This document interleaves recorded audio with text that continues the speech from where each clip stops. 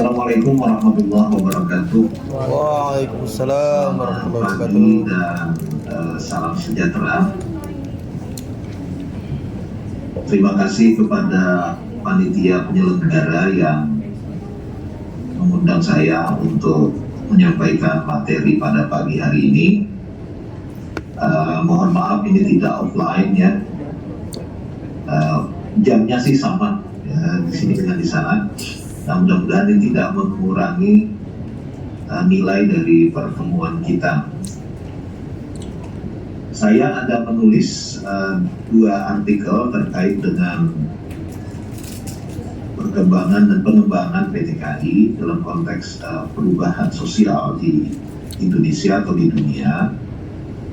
Namun memang sangat berwarna Islam ya, karena waktu itu saya tulis untuk website UI. Pernah saya sampaikan di beberapa seminar. Itu saya minta tadi panitia untuk membagi di grup. Mudah-mudahan nanti bisa dibaca ya teman-teman semua.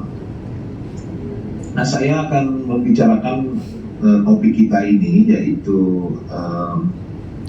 roadmap pengembangan kapasitas PTKIN di Indonesia dengan melihat konteks terlebih dahulu, yaitu perubahan zaman yang terjadi di masa sekarang, kemudian tantangan-tantangan yang kita hadapi terkait dengan perubahan zaman itu, bagaimana kita kemudian melaksanakan tugas-tugas utama kita sebagai akademisi atau sivitas akademika di perguruan tinggi kita masing-masing.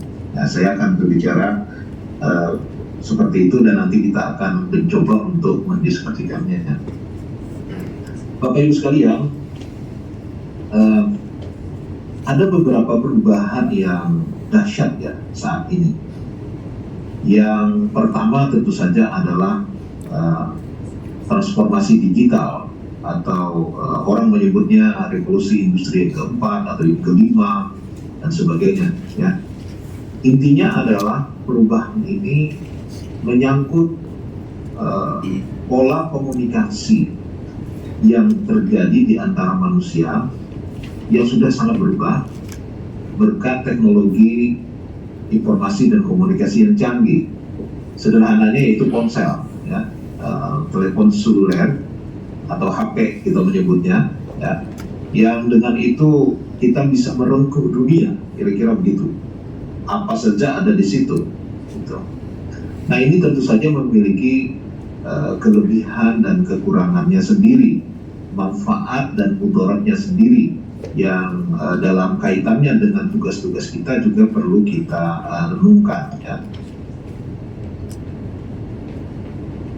Bapak Ibu sekalian, misalnya begini, sebagai seorang akademisi kita sangat beruntung dengan adanya teknologi ini sebagai sarana untuk mendapatkan informasi, mendapatkan pengetahuan ya, dengan cepat dan mudah, bahkan murah sekali. Nah, tapi di sisi lain belum tentu kita memanfaatkannya seperti itu. Nah, ini kenapa gitu ya? Saya akan uraikan beberapa fenomenanya. Yang pertama adalah kita saat ini tidak kekurangan informasi, tetapi kita kelebihan informasi. Jadi saya sering menyebutnya dengan tsunami informasi. Tsunami itu kan seperti air yang menggulung ya, air bah menggulung begitu, yang semuanya itu masuk sana. Ada air, ada sampah, ada lumpur, ada segala macam. Sehingga informasi yang banyak itu tidak bisa hanya ditelan begitu saja, karena campur baur antara yang benar dan yang salah, antara yang palsu dan hoax dengan yang faktual, yang sesuai fakta, antara fitnah dengan laporan objektif misalnya. Itu membingungkan sekarang ini, sehingga orang mengatakan bahwa di zaman ini kita menghadapi apa yang disebut dengan post-truth. Post-truth itu adalah pasca kebenaran.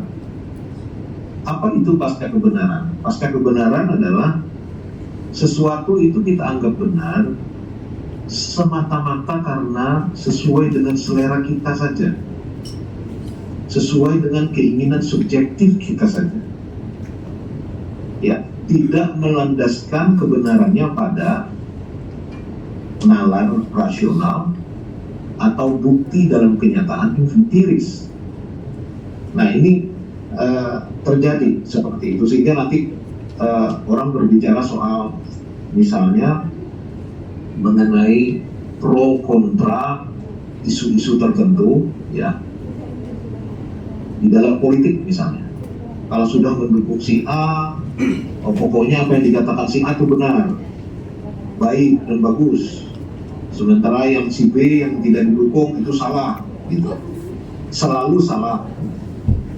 Ya, nanti seolah-olah lagi yang di sini malaikat, yang di sana setan.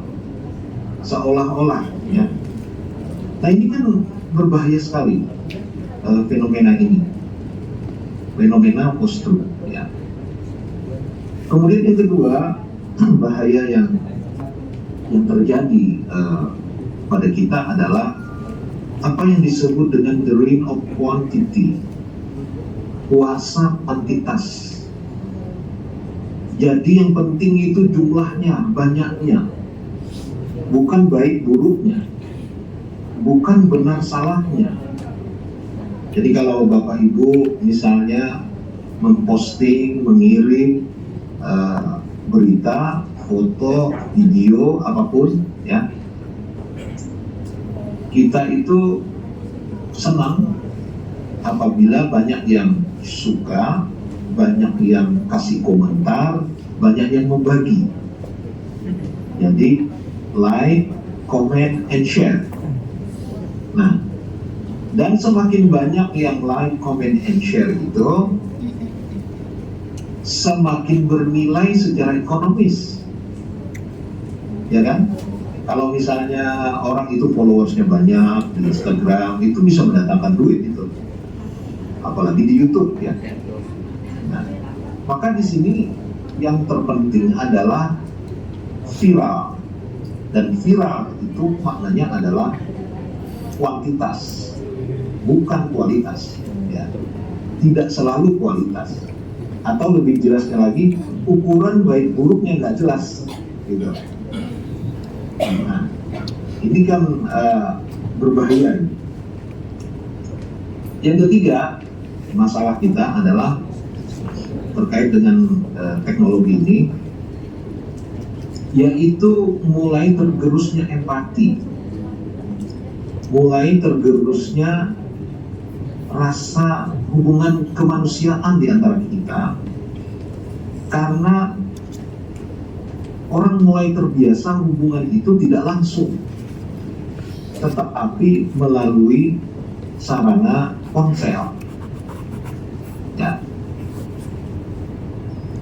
Apa yang disebut dengan empati itu mulai tergerus. Empati itu maksudnya kemampuan kita menempatkan diri kita seolah-olah pada posisi orang lain. Nah, misalkan nih, ada orang yang sakit, maka kita membayangkan, oh seandainya aku sakit seperti dia, gimana rasanya, sehingga kita kemudian berempati. Nah, sekarang itu kadang-kadang kan tidak begitu, Pak, Ibu sekalian. Ada orang kecelakaan, bukannya menolong tapi malah mengotok, ya, di foto atau di video gitu. Setelah itu diunggah ke media sosial supaya jadi viral, bukannya menolong, ya. Saya suka mengutip buku yang sudah lama sebenarnya, ditulis sekitar 10 tahun yang lalu oleh seorang ahli psikologi klinis dari Massachusetts Institute of Technology, namanya Sherry Turkle. Sherry Turkle ini menulis buku dengan judul yang sangat meninju kita, ya, sangat menohok gitu. Judulnya begini, Alone Together, why we expect more from technology and less from each other, sendiri bersama-sama.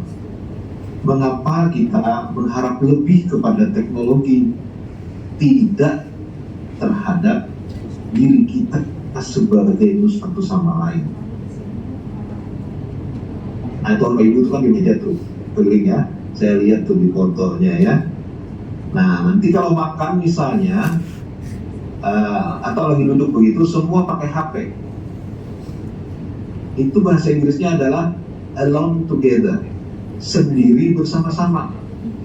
Iya kan? Kita bersama-sama tetapi sendiri. Yang di samping nggak tahu gitu. Yang jauh jadi dekat, yang dekat jadi jauh. Ya.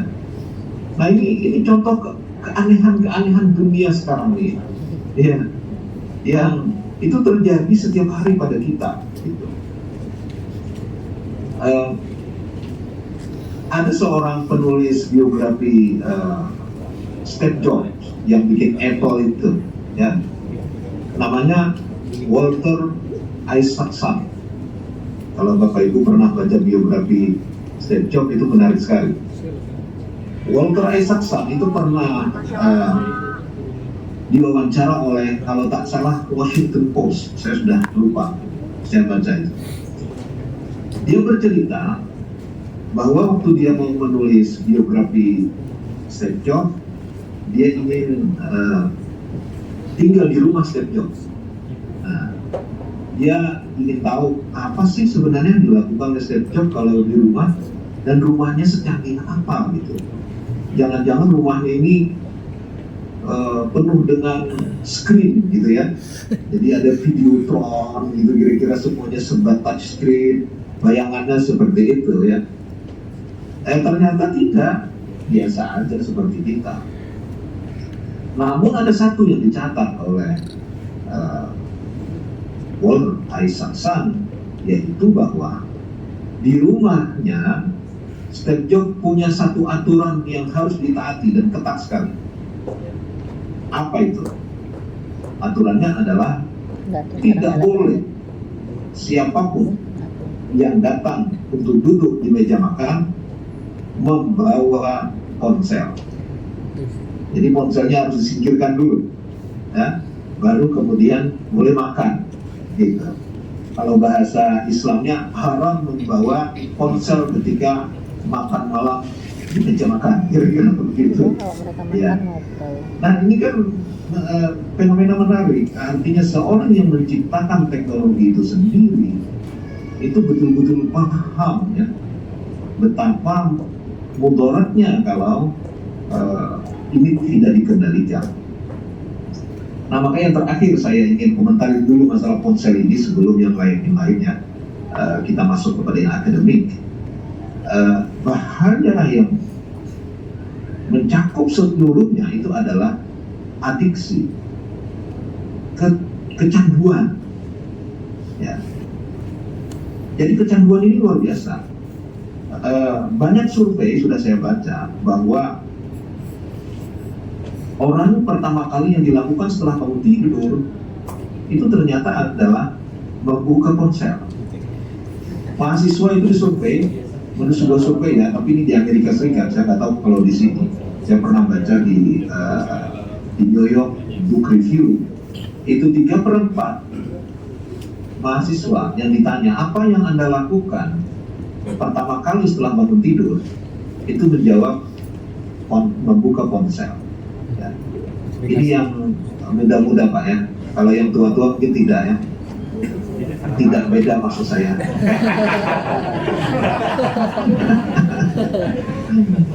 Jadi adiksi ini memang luar biasa. Apalagi ini yang harus kita sadari bahwa orang yang membuat teknologi itu seperti pembuat Facebook ya, Mark Zuckerberg dan yang lain-lain lah, mereka itu tidak hanya menggunakan kecanggihan teknik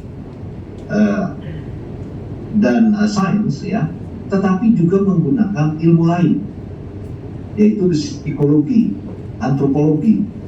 Contoh, saya dan Bapak Ibu sekalian ini sebagai manusia mesti suka dipuji, ya kan? Nggak suka dicela, tidak suka dikritik, apalagi kritiknya kasar, ya kan? Nah, maka dibikinlah di aplikasi Facebook, aplikasi Instagram, gitu ya. Itu kan ada tanda suka dan komentar. Ya.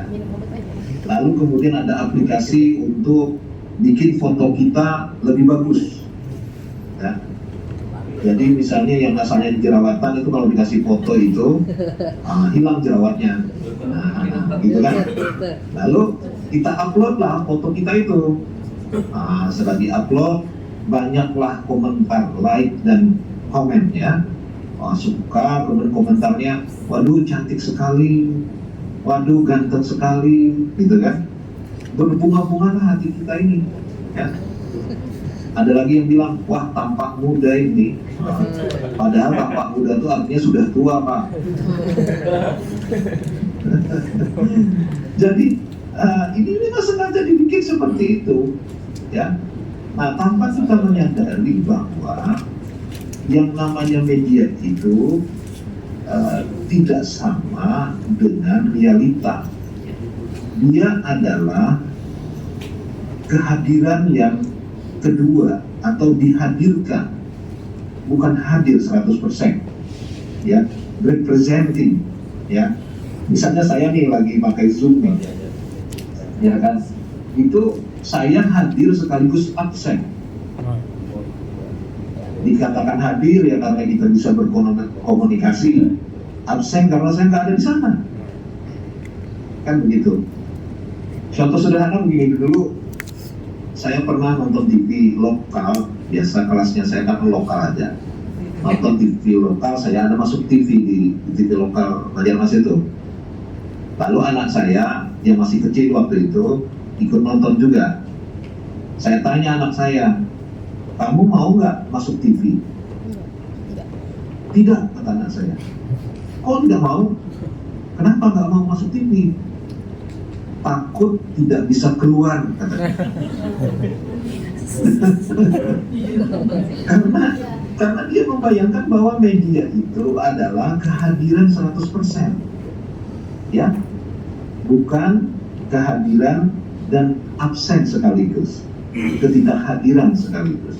Nah ini hal-hal yang perlu kita sadari ya. Nah di sisi lain Bapak Ibu sekalian, mari kita melihat yang lebih makro. Jadi itu hal-hal yang menjadi perhatian kita dalam perubahan zaman era digital, khususnya era ponsel ini yang bisa mengganggu kehidupan kita. Nah sekarang bagaimana kalau kita tarik kepada kehidupan akademik, ya, pelaksanaan pelayanan akademik, tugas-tugas utama kita yaitu melaksanakan Tridharma perguruan tinggi. Ini yang saya kira sangat perlu dipikirkan. Pertama, melaksanakan pendidikan dan pengajaran. Ya, ini tugas kita ini. Bagi yang jadi dosen itu minimal wajib 8 SKS, ya kan ya? 8 SKS itu lumayan banyak itu. Dulu waktu kita terkena musibah COVID-19, kita sangat merasa terbantu ya dengan adanya Zoom, dengan adanya aplikasi electronic learning, e-learning, bahkan menggunakan WhatsApp ya waktu itu, dengan terpaksa bisa menggunakan WhatsApp juga. Seandainya tidak ada teknologi itu pada waktu itu, mungkin ya libur 100%, libur 100% gitu. Nah di sisi lain karena keadaannya belum sempurna, internet belum lancar, fasilitas infrastruktur kita juga belum siap, kita belum terlatih, maka ya seada-adanya pada saat itu kita menggunakan fasilitas tersebut ya. Ya daripada tidak lah, kalau dalam bahasa fikihnya itu malayudraku kullu layudraku kullu ya, apa yang tidak bisa didapat semuanya jangan dibuang semuanya, kira-kira begitu. Nah namun setelah kita kembali sekarang ini, ya. Ini saya melihat ada kecenderungan sebagian, tidak semua ya, sebagian dosen itu pengennya itu work from home selama-lamanya. Pokoknya bekerja dari rumah aja gitu, entah bagaimana kerjanya nggak tahu juga saya. Jadi ketika kita wajibkan offline, nah ini mencari-cari akal nih bagaimana ini bisa mengajar online juga ini. Padahal di pedoman akademik memang ada peluang itu 40% boleh misalnya menggunakan pembelajaran secara online. Nah disinilah saya kira salah satu contoh ya bagaimana keseriusan kita, tanggung jawab kita sebagai dosen untuk mendidik anak-anak kita. Ya, ini saya berikan ilustrasi yang lain Pak. Ada orang luar gitu ya, namanya Elizabeth Pisani. Beliau ini dulu wartawan Reuters, kemudian berkeliling Indonesia, lalu menulis beberapa buku dan artikel ya, yang sangat menarik. Salah satu artikelnya yang bikin marah orang-orang di jurnal Inside Indonesia yang terbitkan oleh Australia, itu dia mengatakan bahwa di Indonesia itu ya ada dua masalah yang membuat pendidikan tidak maju terkait dengan guru, dan ini juga berlaku pada dosen karena guru dan dosen itu sama pada guru ya kan, sama-sama guru. Nah, yang pertama adalah jumlah guru di daftar gaji lebih banyak dari jumlah kelas. Ya, paham termasuknya ya.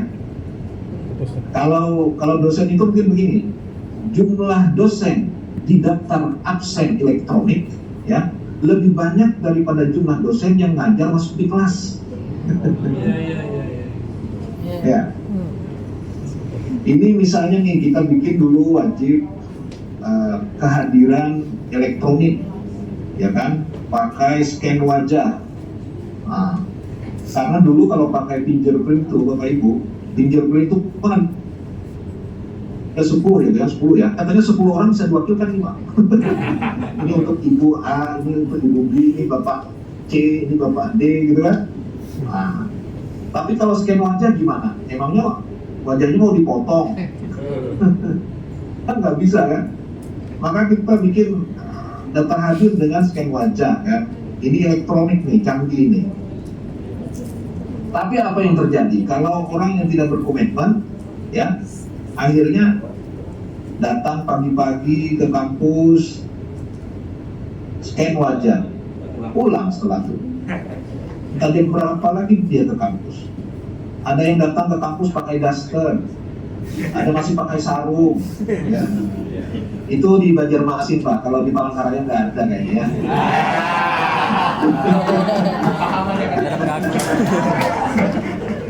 Maka saya kemudian sebagai rektor membuat satu aturan. Oke, sekarang begini aja deh, absen atau kehadiran elektronik boleh ya, kita bikin elektronik yang pakai aja, yang sekarang ada pusaka tapi ini juga punya sendiri.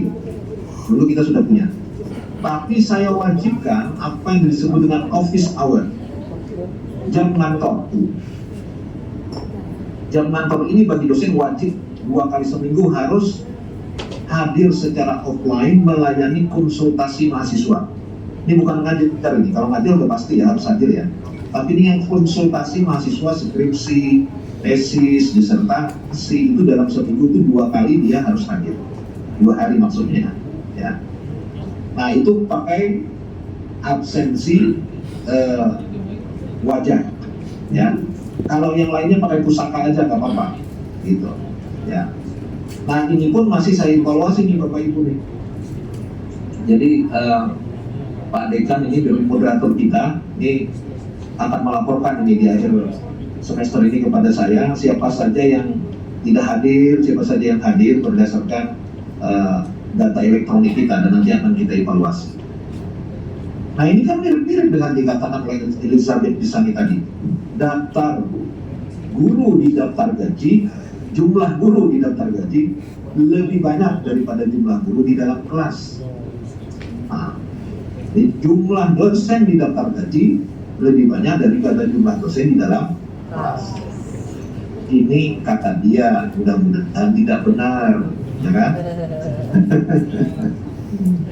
Kemudian yang kedua, dia katakan begini, Pak Ibu, banyak orang menjadi guru di Indonesia bukan karena ingin menjadi pendidik, tetapi hanya karena ingin mendapatkan pekerjaan saja.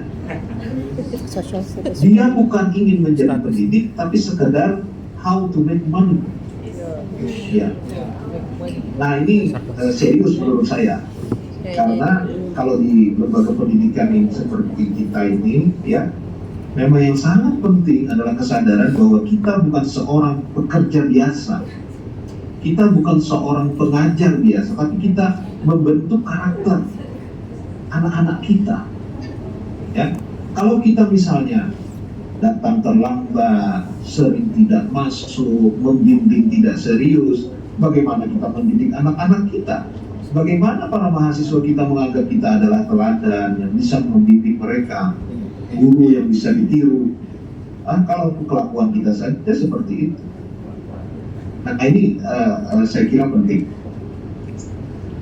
Kemudian kita juga dalam pembelajarannya, saya tidak bicara RPP segala macam, nanti adalah yang ahlinya, saya nggak ahli di bidang itu. Saya satu saja yang ingin sampaikan terkait dengan teknologi ini, Bapak Ibu sekalian, yaitu bagaimana kita memanfaatkan teknologi ini dalam pembelajaran dengan sebaik-baiknya. Ya, jadi kalau misalnya tadi sumber-sumber pembelajaran, ya, buku-buku, artikel-artikel, nah itu sekarang kan banyak pada PDF tuh. Bagaimana itu dibagikan kepada anak-anak, ya? Saya kemarin minta, ini sudah jalan kalau di Antasari, yaitu semua publikasi yang dibuat oleh LP2M atas nama Antasari Press harus tersedia dalam bentuk PDF dan dibagikan secara gratis. Jadi penelitian-penelitian kita itu tidak hanya seperti dulu ditumpuk di gudang, berdebu, gak ada yang baca. Yang penting dalam penelitiannya cair, kan begitu tuh. Apa gunanya itu uang negara habis? Ya enggak? Nah kalau misalnya kita bikin PDF-nya, itu bisa menjadi bahan pembelajaran bagi anak-anak kita, ya. Dan anak-anak kita pun membaca hasil karya dosen-dosennya. Ini kan lucu kalau kita mengajar mahasiswa, kemudian mahasiswa tuh nggak tahu buku yang kita tulis apa, artikel yang kita tulis apa, dia motif yang orang mana gitu, nggak jelas gitu kan, misalnya nih. Ya, nah kenapa kita tidak menggunakan fasilitas itu secara elektronik, murah, gratis, malah bisa dibagikan kepada anak-anak kita. Nah selain itu misalnya lagi, ya, mengoreksi makalah. Ini kan kita ini termasuk orang yang umumnya itu malas melakukan koreksi itu. Ya, kalau ada makalah mahasiswa itu mungkin dihitung nih berapa halaman, berapa jengkal gitu ya. Ini kalau halamannya tebal, mau udah dibagus nih. Ya. Kenapa kita tidak menggunakan misalnya teknologi sederhana track change, misalnya ya, track change yang ada di Microsoft Word. Nah, kita bisa mencoret, mengomentari secara elektronik, dan itu tidak susah, gampang sekali, nggak perlu pinter-pinter amat gitu kan, orang bisa melakukan. Tapi mau nggak kita melakukan itu? Ini yang nggak salah. Saya pernah mencoba mengevaluasi ini Pak, survei Pak. Jadi dulu saya wakil rektor 3 bidang kemahasiswaan dulu, karena sering saya ketemu mahasiswa. Sebelum saya direktur itu, saya tanya, di antara dosenmu berapa orang sih yang membagikan makalah yang kamu buat, berikan catatan gitu. Misalnya dari 10, dia bilang hanya 1 atau 2. yang lainnya nggak tahu Pak. Nah ini kan berarti kita nggak serius. Bagaimana kita berharap mahasiswa bisa menulis artikel yang benar, yang baik, ya? Kalau kita sendiri tidak pernah memberikan koreksi dan arahan, memberikan saran dan pujian, ya, terhadap karya-karya mereka. Nah tentu saja itu capek. Tapi ya itu memang tugas kita. Tugas kita sebagai dosen yang memberikan pendidikan dan pengajaran kepada para mahasiswa. Nah bahaya yang lain tentu ada juga, yaitu copy paste, ya, penggunaan teknologi ini untuk mahasiswa. Kadang-kadang ada mahasiswa judulnya dikasih hari ini pembelajaran, judulnya ini, itu sore nanti sudah selesai makalahnya, karena dia bertanya sama Google, ya.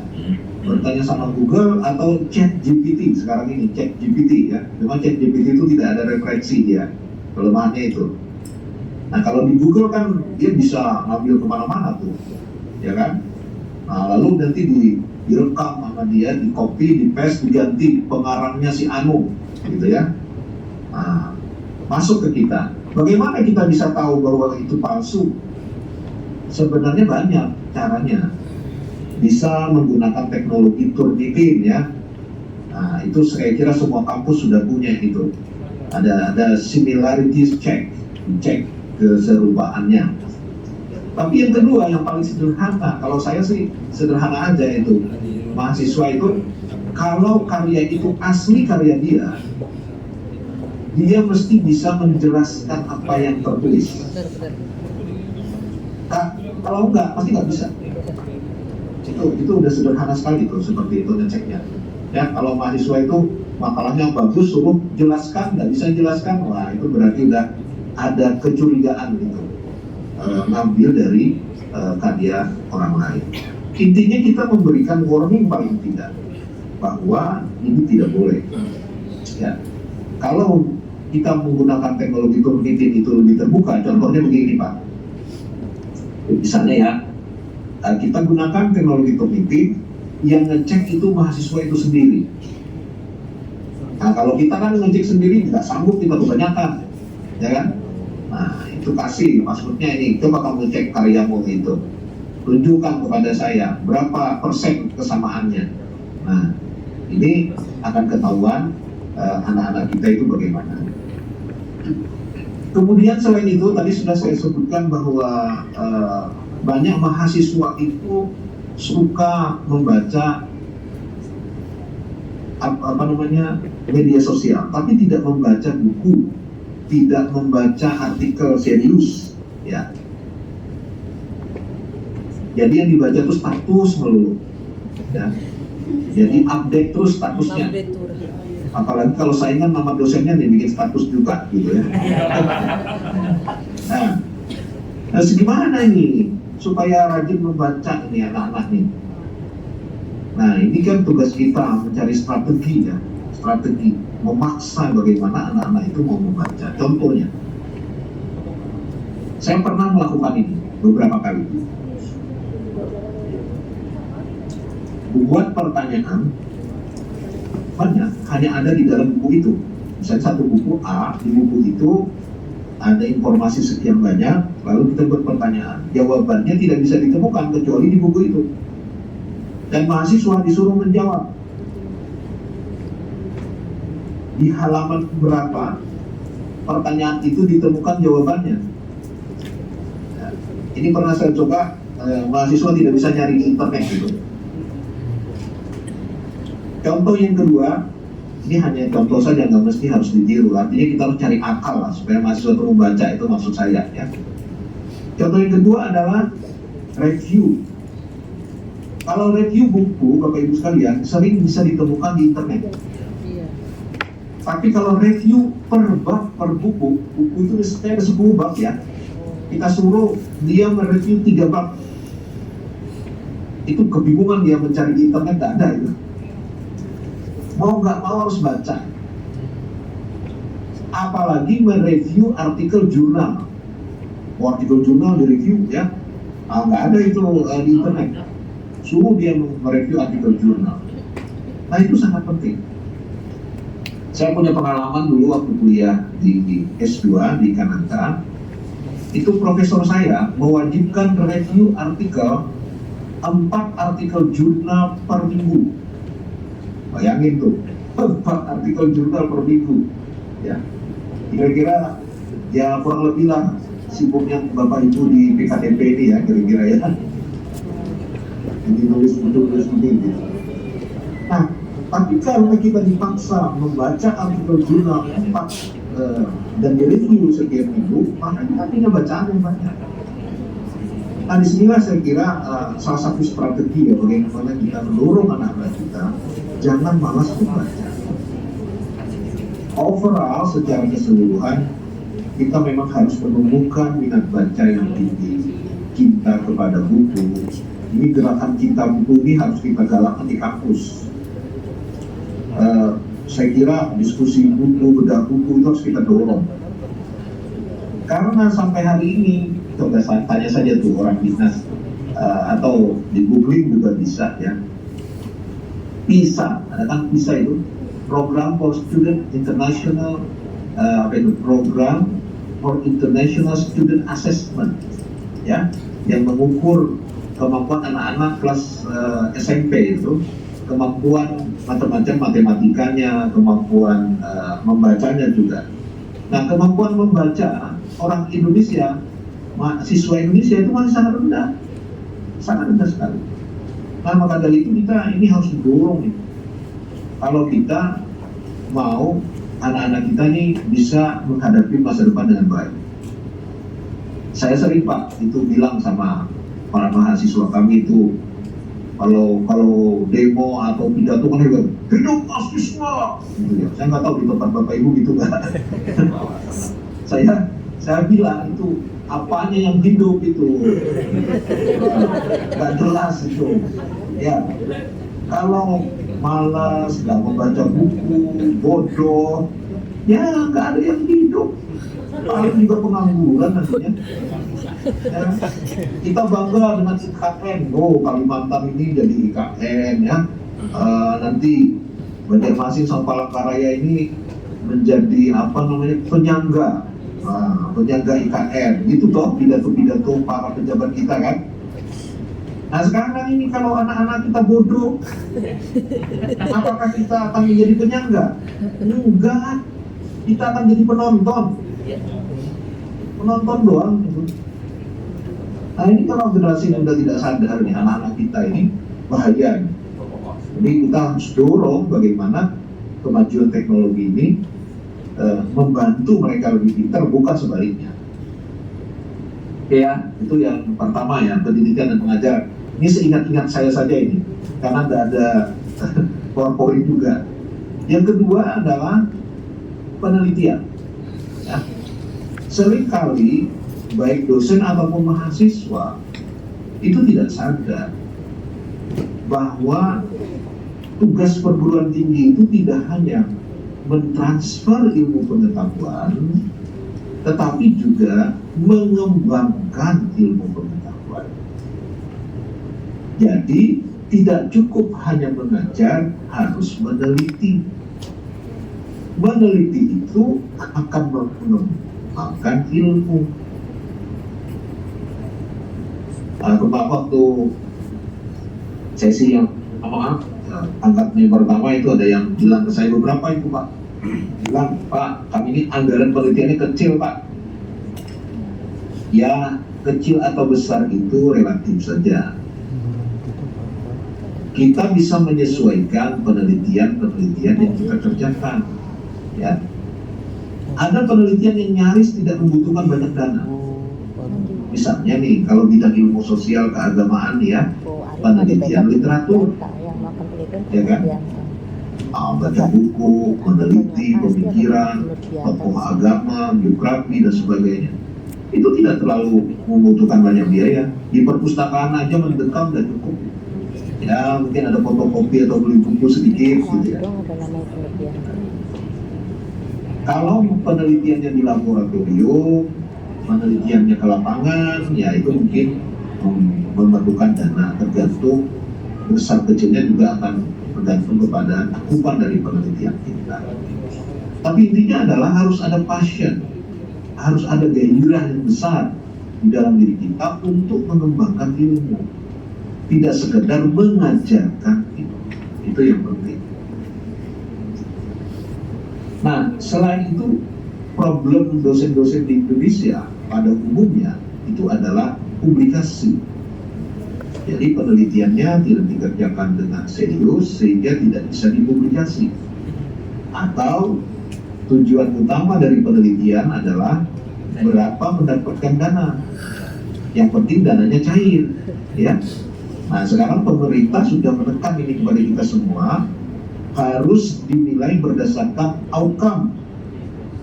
Jadi hasil penelitian itu dipublikasi di mana?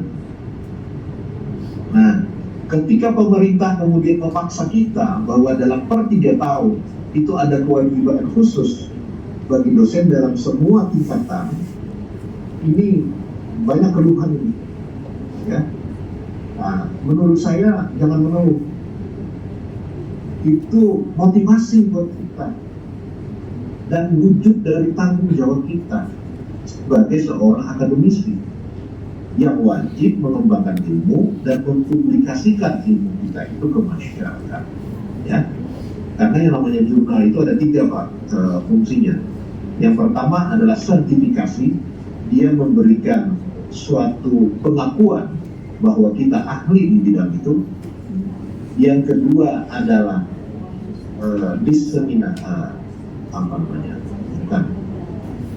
diseminasi, ya, menyebarluaskan ilmu pengetahuan. Dan yang ketiga adalah dokumentasi, mendokumentasikan supaya jangan hilang ilmu pengetahuan itu.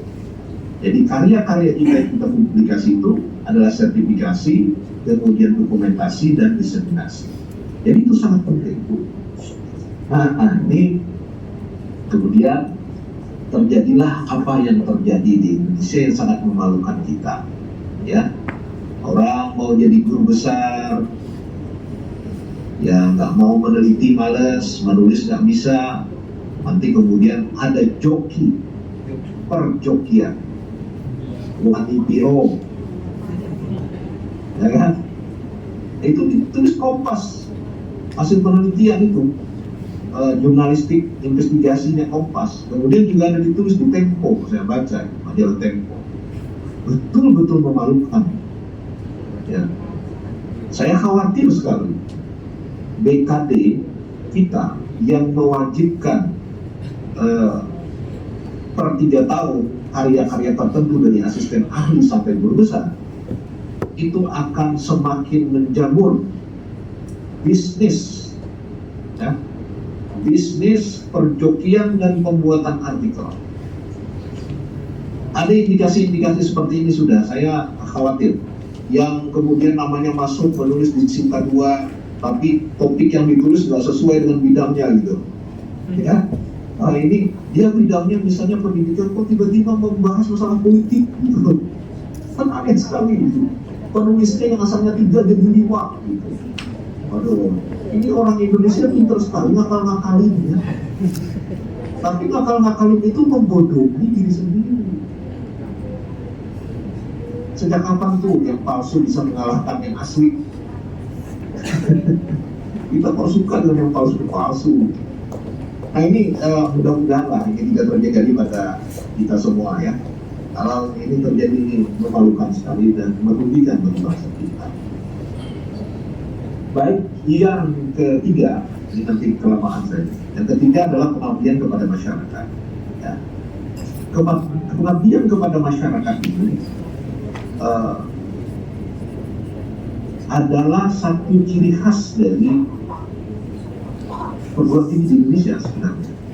Karena di kampus-kampus lain di luar negeri itu mereka tidak secara eksplisit membicarakan soal pengabdian kepada masyarakat. Tapi kita melakukan itu. Dan saya kira itu bagus sekali. Supaya ilmu dan pengetahuan, keterampilan yang kita kerjakan dan kita kembangkan di kampus itu tidak sia-sia, tetapi bermanfaat bagi masyarakat. Ya. Nah, saya khusus dengan perkembangan teknologi sekarang ini yang terkait dengan era digital, saya kira kesempatan kita untuk mengembangkan pengabdian kepada masyarakat melalui sarana-sarana elektronik ini sangat terbuka sekali. Ya, misalnya begini, teman-teman para dosen melalui fakultasnya atau unit RP2M-nya membuat konten-konten tertentu yang bermanfaat bagi mahasiswa dan masyarakat. Pokoknya nih ada di antara Bapak Ibu ini dosen pengajar filsafat, ya, filsafat hidup misalnya, kan itu susah dipahami bagi orang awam karena ada yang ahli, dibikinlah YouTube-nya, atau ada podcast wawancara gitu ya, menjelaskan tentang itu secara sederhana dalam waktu 5 menit atau 2 menit topik-topik tertentu. Dan rekaman-rekaman ini kemudian bisa diakses oleh siapa saja di masyarakat. Itu sebagai contoh saja, yang saya kira sangat bermanfaat. Saya pernah mencoba ini di UIN Antasari untuk tamu-tamu profesor dari luar negeri yang datang, baik dari Timur Tengah ataupun dari Barat, ya, dari Asia Tenggara. Itu saya interview mereka, kemudian direkam di YouTube kami, ya, melalui podcast yang kami kelola. Nah, alhamdulillah itu ya yang menonton lumayan lah. Ada yang sampai 1000 gitu yang menonton, ada yang di bawah itu. Nah, itu kan secara tidak langsung kita memanfaatkan teknologi ini untuk kebaikan, gitu ya, untuk pengabdian kepada masyarakat. Ada usul saya yang belum dikerjakan sama teman-teman dari WIB dalam masa surga. Saya bilang coba tawarkan konsultasi sosial keagamaan kepada masyarakat secara elektronik melalui pertanyaan di media sosial. Nanti dijawab melalui website kita, ya. Jadi ada saluran pertanyaan atau melalui aplikasi yang orang bisa bertanya, dan kemudian dengan itu dijawablah melalui tulisan juga oleh salah seorang dosen kita yang ahli di bidang itu. Dan hasilnya itu bisa dianggap sebagai pengabdian kepada masyarakat. Ya. Bapak Ibu sekalian, saya akan tambahkan lagi, jadi itu di Tridharma, ya, pendidikan, pengajaran, penelitian dan pengabdian kepada masyarakat. Kemudian untuk pengembangan kapasitas PTKIN ini, yang sangat penting juga adalah kerjasama. Jadi bidang kerjasama ini mau tidak mau harus kita galakkan. Gagasan tentang kampus Merdeka Belajar itu antara lain adalah membuka ruang-ruang kerjasama, dan kesempatan kerjasama ini terbuka lebar sekarang ini di dalam dan luar negeri. Dan kalau kita menggunakan pertemuan seperti ini pakai Zoom, ya, kan murah, Pak, webinar gitu, atau international conference menggunakan elektronik, itu jauh lebih murah daripada kita mengundang mereka datang, atau sebagian datang sebagian tidak. Jadi kita manfaatkan fasilitas ini untuk kerjasama di antara perguruan tinggi yang ada di Indonesia, baik itu perguruan tinggi keagamaan ataupun bukan keagamaan, dalam rangka bisa memaksimalkan pelaksanaan Tridharma perguruan tinggi itu. Termasuk penelitian juga. Saya punya pengalaman tentang penelitian kerjasama dengan luar negeri ini agak sulit. Biasanya itu adalah dana, lagi-lagi dananya. Bagaimana dananya itu bisa digabung nggak? Gitu. Ternyata sulit itu, urusannya repot. Maka saya bilang pada mereka, udahlah, nggak usah dananya diurusin. Dana masing-masing aja, orang Indonesia kerjakan dengan dananya Indonesia, orang luar negeri kerjakan dengan dana luar negerinya, tetapi topiknya disamakan atau didekatkan, ya. Nah, jadi kedekatan topik itu yang saya kira kemudian nanti bisa dijadikan dasar untuk membuat kerjasama dalam bentuk publikasi ataupun konferensi-konferensi. Ya, nah ini contoh saja. yang mungkin bisa kita lakukan bersama-sama. Yang terakhir, sebelum kita dialog, adalah layanan kita yang terkait dengan kelola perguruan tinggi. Ya. Kami bersyukur Winantasari ini adalah PTKIN pertama di Indonesia yang mendapatkan WBK dari KPK, ya, wilayah bebas dari korupsi. Itu dari KPK dan Kemenpan RB, alhamdulillah, 2017 sampai sekarang. Nah, untuk itu bagaimana caranya? Kita harus meningkatkan tata kelola keuangan kita, tata kelola manajemen layanan kita kepada para mahasiswa. Ini yang masih banyak menjadi tantangan di UIN.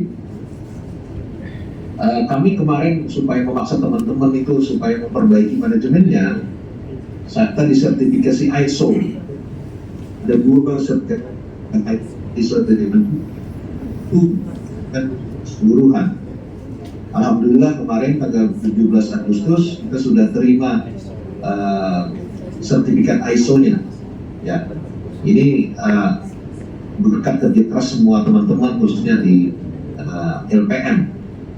Nah, yang saya maksud di sini adalah kadang-kadang sertifikasi ataupun akreditasi itu bisa kita gunakan untuk memaksa diri kita agar kita itu betul-betul melaksanakan manajemen dengan baik, pelayanan dengan baik.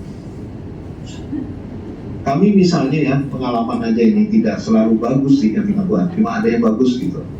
Misalnya tahun 2018, itu udah lama sekali, waktu saya pertama jadi rektor, itu kami dengan usaha keras mewajibkan pada waktu itu transaksi non tunai.